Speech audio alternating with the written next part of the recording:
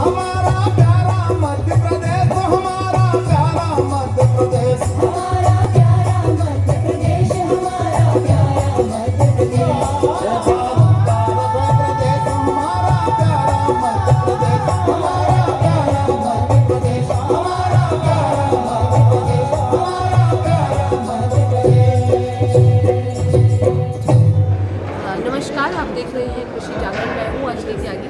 अभी हम मौजूद हैं इंदौर में, मध्य प्रदेश के सबसे क्लीन शहर इंदौर में, जहाँ पर चल रहा है G20 का एक एग्जीबिशन, एक इवेंट जिसे नाम दिया गया है एग्रीकल्चर वर्किंग ग्रुप मीटिंग। और यहाँ पर काफ़ी मुद्दों पर चर्चा की गई है। सबसे अहम जो मुद्दा यहाँ पर उठाया गया है वो है फूड सिक्योरिटी का। साथ ही साथ यहाँ पर कम खाद और कम रासायनिक खादों का इस्तेमाल करके ज़्यादा से ज़्यादा प्रोडक्टिविटी कैसे बढ़ाई जाए, इस मुद्दे पर भी चर्चा की गई है। इस G20 इवेंट में लगभग 19 देशों के डेलीगेट शामिल हुए हैं। मध्य प्रदेश के मुख्यमंत्री शिवराज सिंह चौहान ने यहाँ पे इस G20 का उद्घाटन किया। 3 दिन चलने वाला है ये। कल यहाँ पर ज्योतिरादित्य सिंधिया भी आकर अपनी बात कहेंगे, कृषि हुकूमत बात करेंगे। और अभी तक भी डेलीगेट्स की मीटिंग चल रही है, कुछ ऐसे मुद्दों पर बात की जा रही है। हालांकि वहाँ पर मीडिया को पूरी एंट्री नहीं दी गई है, बट हम लोग बाहर वेट कर रहे हैं, देखते हैं और क्या कुछ है।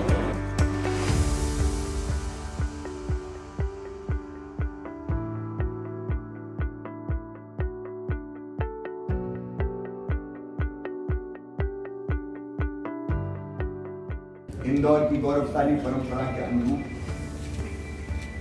बाहर से आए हुए डेलीगेट्स का, प्रतिनिधियों का यहाँ परंपरागत स्वागत किया गया, जिससे वो अभिभूत है। ये बैठक जो कृषि समूह की इंदौर में हो रही है, अभी मौका है ये कि हमारा खान पान, हमारी संस्कृति, हमारी सभ्यता, क्योंकि ये 89 डेलीगेट्स 30 देश के जहाँ जाए, भाई ये कहते जाए करें, इंदौर अद्भुत है, भारत अद्भुत है, मध्य प्रदेश अद्भुत है। G20 में अभी हम यहाँ पर एक स्टॉल लगा है जो कि अलीराजपुर से जिला से आए हैं, और यहाँ पर इन्होंने कुछ अपने हाथ से बनी कारीगरी प्रस्तुत की है, कपड़ों पर कुछ हैंड पेंट किया है। तो आइए मिलते हैं। तो सर, कहाँ से आए हैं आप? मेरा नाम अर्पित तोमर है, मैं जिला अलीराजपुर से आया हूँ। ये स्टॉल हमारे संस्कृति को दर्शाते हुए हैं और बायरा ब्रांड का इसमें प्रोडक्ट्स रखे हुए हैं। कुछ ग्रीन प्रोडक्ट्स भी हैं यहाँ पे। उसके अलावा हमारी पिथौरा चित्रकला है यहाँ पे। हम हाथ से बनाई हुई ये जो हैंड पेंटेड सारी जैकेट्स के ऊपर कस्टमाइजेशन है। गमछे हैं हमारे पास में। हमारा प्रतीक चिन्ह यहाँ पे तीर कमान, गोफंड है इस तरह पे, और कुछ नए दौर के साथ में। तो कुछ आप इस प्रदर्शनी के माध्यम से क्या संदेश देना चाह रहे हैं? इस प्रदर्शनी के माध्यम से हम लोग ट्राई कर रहे हैं कि ज़्यादा से ज़्यादा लोग हमारी संस्कृति के बारे में जानें। जैसे कि बहुत यूनिक है मैम हमारे यहाँ की चीज़ें। जो आपने पहना हुआ है ये भी आपकी? ये मैंने खुद डिज़ाइन किया है, हम लोग खुद हैंड पेंट करते हैं जी। इस तरह से। तो कितना पुराना आर्ट है ये? मैम ये तो अभी नया स्टार्ट किया हम लोगों ने इस चीज़ को। लाइक हमारी डेली लाइफ की चीज़ें और कुछ इवेंट्स को कवर करते हुए हम लोग इसमें दर्शा रहे हैं हमारी चीज़ें। अच्छा, तो मतलब आपका ये अपना खुद का हाँ, एक तरह से कह किया सकते गया आर्ट है और नया ही है ये। Yes, तो आप इसको यहाँ प्रस्तुत करेंगे? उसके अलावा बहुत सारी चीज़ें भी हैं यहाँ पे जो हमारी संस्कृति से संबंधित है, जैसे कि ये हैंकरचिप्स, ये रुमाल, ये हमारे यहाँ डांस करने के लिए यूज़ किए जाते हैं। जो कि आपने सर पे भी बांधा हुआ? ये गमछा है ना, पगड़ी की तरह बांधा गया।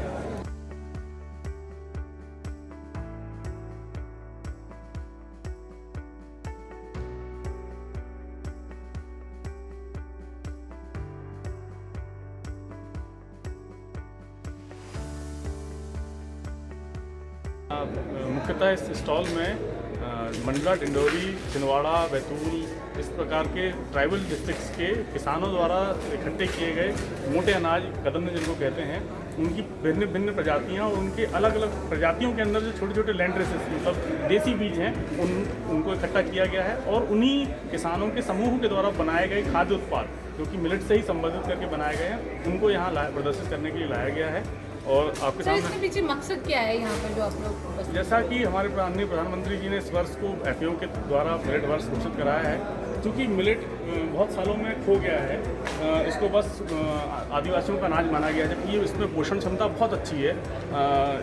इनमें प्रोटीन, कार्बोहाइड्रेट के अलावा मिनरल रिच क्रॉप्स हैं ये, तो उसको जन सामान्य तक पहुंचाने के लिए, आदिवासियों की इन फसल को जन सामान्य के खाने के में शामिल कराने के लिए इस मिलेट वर्ष को मिलेट वर्ष बनाया गया है। और इसी तारतम्य में हम इस पूरे इसकी जिम्मेदारी वहन कर रहे हैं। और आपको जिन लोगों ने कभी कोदो, कुटकी, रागी, सांवा नहीं देखा हो तो आप देखिए कि ये बाजरे का है, ये ज्वार का सिट्टा है। नहीं, सिर्फ भारत अभी इतना प्राचीन नहीं हुआ है कि लोग भूल जाए कि कुटकी और बाजरा और इन सब के पौधों को ना देख पाए हों।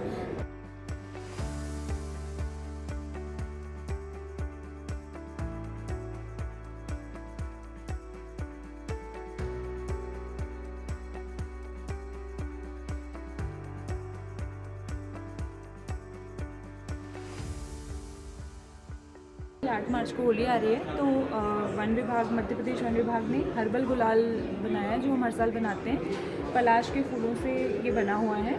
और उसके अलावा यहाँ हमारी मतलब एक प्रमुख महुआ लड्डू, ये महुआ लड्डू अलीराजपुर के बंधन केंद्र से आए हुए हैं।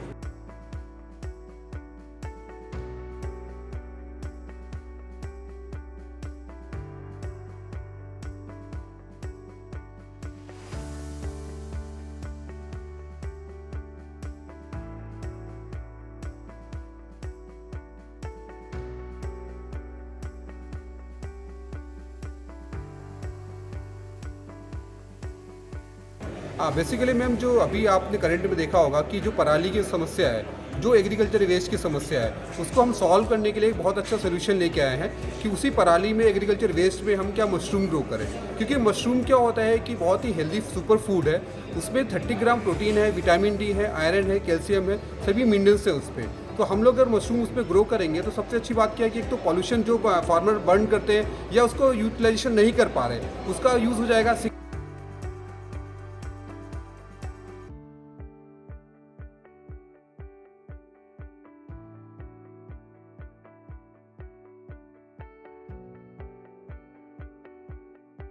There are big differences, obviously. For example, in India, I think around 40% of your population is still working actively in agriculture. In Germany, maybe 1%. Yes?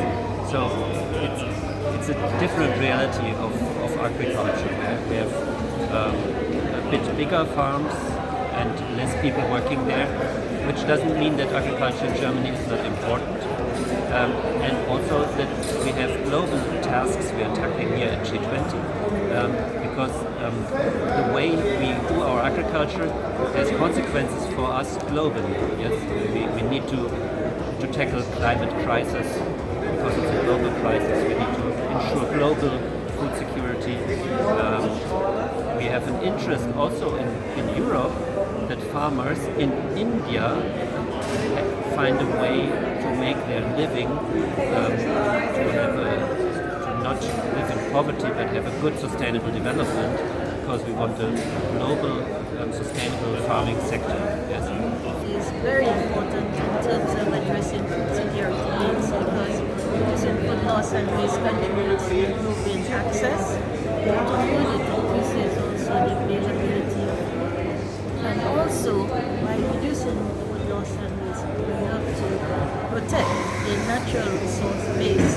I think it's a really nice opportunity to come to this meeting. I'm very pleased that India is leading this G20 this year. I think it's a real opportunity to promote the lessons that India's learned in terms of agriculture, to share that with the world, but it's also an opportunity for leadership to help other countries contribute to improving agriculture around the world. मैं गांव सनावरिया में इंदौर ज़िले मध्य प्रदेश में रहती हूँ। पिछले 38 साल से मैं खेती और रूरल डेवलपमेंट और महिलाएं और सस्टेनेबल डेवलपमेंट पे मेरा मुख्य जो रुझान है, प्रकृति के साथ और सभी के साथ सद्भावना के साथ है। तो मैं खुद भी एक गांव में रह के सेल्फ सस्टेनेबल फार्म आधा एकड़ पे मैं बाज़ार से कुछ खरीद के नहीं खाती हूँ। और मैं सोलर विंड एनर्जी से जो बातें मैंने बोली हैं आज शाम को, वो सारी बातें मैं अपने जीवन में सस्टेनेबल लिविंग प्रैक्टिस कर रही हूँ।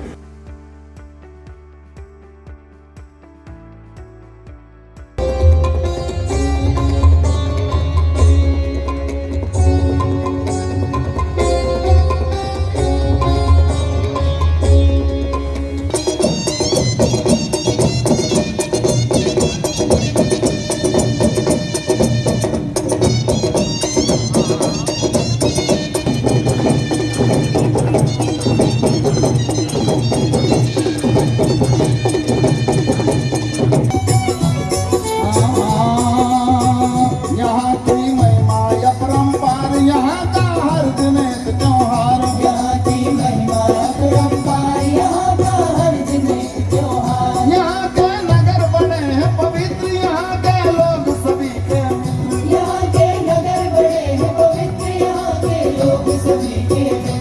ये हंगम संस्कृति का संसार भरा का अद्भुत है अभिसार।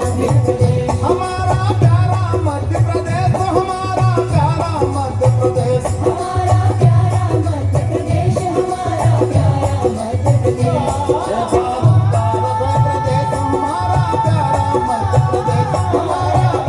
मध्य प्रदेश, हमारा प्यारा मध्य प्रदेश, हमारा प्यारा मध्य प्रदेश। कार्यक्रम मध्य प्रदेश में आयोजित किया गया है और ये उचित, सबसे उचित भी है, क्योंकि जो तीव्रता, जो प्रगति मध्य प्रदेश ने पिछले 18 वर्षों में हासिल की कृषि के क्षेत्र में, जहां सिंचाई का रकबा करीब करीब 2 लाख हेक्टेयर होता था और वही रकबा पिछले 18 वर्षों में 50% की वृद्धि से 200 लाख हेक्टेयर से अब 300 लाख हेक्टेयर हो चुका है। और वहीं अनाज के उत्पादन में, जिस मध्य प्रदेश में करीब करीब 165 लाख टन का उत्पादन होता था, उसी मध्य प्रदेश में आज करीब 619 लाख टन का उत्पादन हो रहा है। मतलब 400 गुना वृद्धि मध्य प्रदेश में आज हो चुकी है। ये पहली कृषि डेप्यूटीज की बैठक इंदौर में आयोजित करी गई है और इसके बाद 3 और बैठकें हैं। एक चंडीगढ़ में करी जाएगी, एक वाराणसी में और हैदराबाद में एक मिनिस्ट्रियल बैठक होती है जहाँ से कम्युनिकेट होता है। तो इसमें G20 समूह के 20 प्रतिनिधि देश हैं, सदस्य देश हैं, सारे देशों से सदस्य आए हैं। हमने 10 देशों को और आमंत्रित करा है और 6 अंतर्राष्ट्रीय संस्थाएं हैं वो भी यहाँ पे उपस्थित हैं। कुल मिला के 86 डेलीगेट्स हैं जो बाहर से आए हैं। G20 में हम 4 प्रमुख मुद्दे हैं, भारत की प्रेसिडेंसी है, 4 प्रमुख मुद्दे हैं जो हमने G20 सदस्यों के सामने रखे थे और आज और कल 2 दिन इसके ऊपर डिस्कशन चल रही है। मुख्य बिंदु इस पे जो थी ये थी कि एक SDG 2 गोल है जिसको हम कहते हैं जीरो हंगर, 2030 तक विश्व में जीरो हंगर कैसे होगा। तो ये देखा गया है कि 218 के बाद जो हंगर जो वर्ल्ड में है, जो इनसिक्योरिटी है, फूड सिक्योरिटी, वो थोड़ी थोड़ी बढ़ने लग गई है। तो ये चिंता का विषय है, इसमें क्या G20 समूह क्या कर सकता है, इस पर चर्चा चली। दूसरी बात है, आप जानते हैं क्लाइमेट चेंज के बारे में चर्चा हो रही है। भारत में भी आप देख रहे हैं कि वर्षा का पैटर्न चेंज हो रहा है, हीट वेव आ रहे हैं। ये एक विश्व स्तर पे भी इस प्रकार के क्लाइमेटिक चेंजेस हो रहे हैं। तो उसका एग्रीकल्चर पे या कृषि पे क्या प्रभाव है, कैसे हम कृषि और जो छोटे किसान हैं, सीमांत किसान हैं, अन्य जो कृषि के साथ जुड़े हुए हैं, उनको कैसे हम उनका प्रोडक्टिविटी भी बचा सकें और एक तरह से कृषि से को भी एक तरह से सस्टेनेबल सतत रखें। ग्रीनिंग ऑफ एग्रीकल्चर अगर मैं कहूँ तो ये हमने मुद्दा रखा था। तीसरी हमने बात कही जो हम कहते हैं उत्पादन से लेकर उपभोक्ता तक, फार्म टू फोर्क, जो वैल्यू चेन है। कृषि को केवल हम देखते थे आगे, इससे पहले हम देखते थे एक तरह से उत्पादन की दृष्टि से या प्रोडक्शन सेंट्रिक अप्रोच, लेकिन अब एक वैल्यू चेन अप्रोच, क्योंकि वैल्यू चेन में कहीं भी अगर कोई वीकनेस रह गई तो पूरी वैल्यू किसान को नहीं मिलेगी, अन्य लोगों को नहीं मिलेगी। तो एक वैल्यू चेन लेकर कैसे हम कृषि को सुदृढ़ कर सकते हैं, विशेष करके छोटे किसान को कैसे हम वैल्यू चेन में जोड़ें।